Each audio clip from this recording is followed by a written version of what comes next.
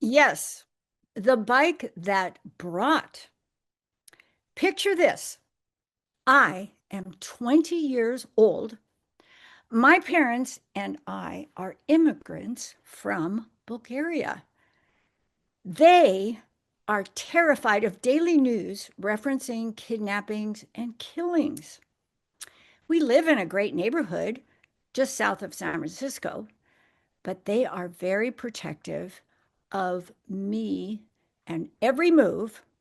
No car, no friends, and no dating. I really didn't mind that much because I was having fun just entertaining my younger siblings.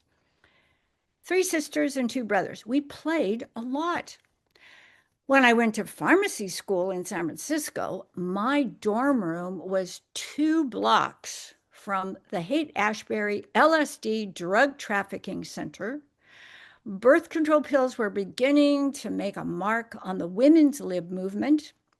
These advances in social experiences and experiments made my parents even more terrified with my safety. They insisted that I come home every Friday night lest I go awry unsupervised in my free time. In my second year of pharmacy school, I had a lucrative weekend job at a local pharmacy. Having my mother drive me everywhere, though, was getting a little lackluster. I was beginning to crave autonomy. Can you imagine being driven to school and work in a big black 1953 nine-passenger Cadillac limousine? Everyone thought I had my own chauffeur. My dad would drive to work in his own 1958 nine-passenger black Cadillac limousine. The reason both of these were family cars is because my dad did not want his prim and proper little daughters sitting in the car like a station wagon. We needed to have our own seats so that we could be ladies sitting on a proper location.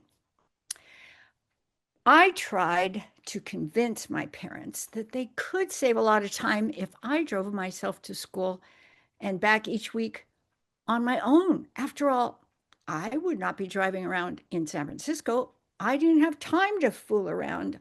I was too busy doing my homework. When summer rolled around, mother would drive me to my job at a local pharmacy. I was getting a little antsy and had to find a way to get my own transportation. Then one day, the delivery boy at the drugstore decided to upgrade his motorcycle. He was selling his old one. I thought, aha, this was my chance.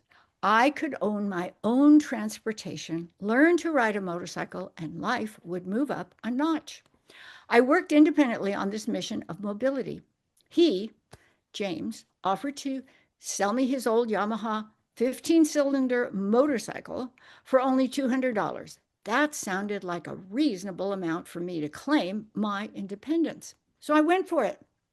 On weekends, when my parents and younger siblings went to Yosemite, James would come over and teach me how to drive his motorcycle.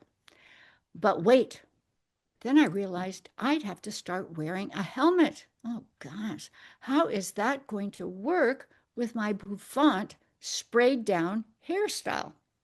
Plus, motorcycles on freeways require higher cylinder engines to keep up with traffic. How am I going to make it up to San Francisco on my new bike? My biggest challenge, however, was telling my parents that I had bought a motorcycle. As the weeks rolled by and school started again, Christmas was approaching. Aha! I have a brilliant idea. I would give the motorcycle to my dad as a Christmas present. Yes, that was it. He won't have time to ride it, and then I could use it around town.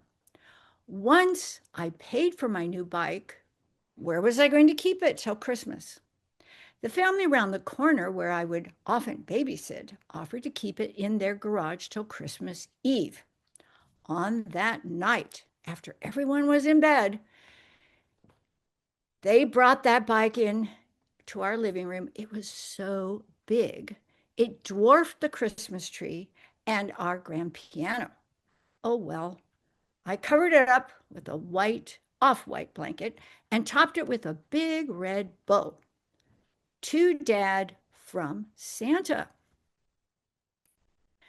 Well, Christmas morning, everyone was excited. The younger kids could not believe that Santa had brought in a motorcycle. When my dad saw it, he smiled strategically. He did not want to spoil the fun we were going to have riding as backies while I rode up and down our street for the day. The next morning, the motorcycle was gone. Oh, what happened?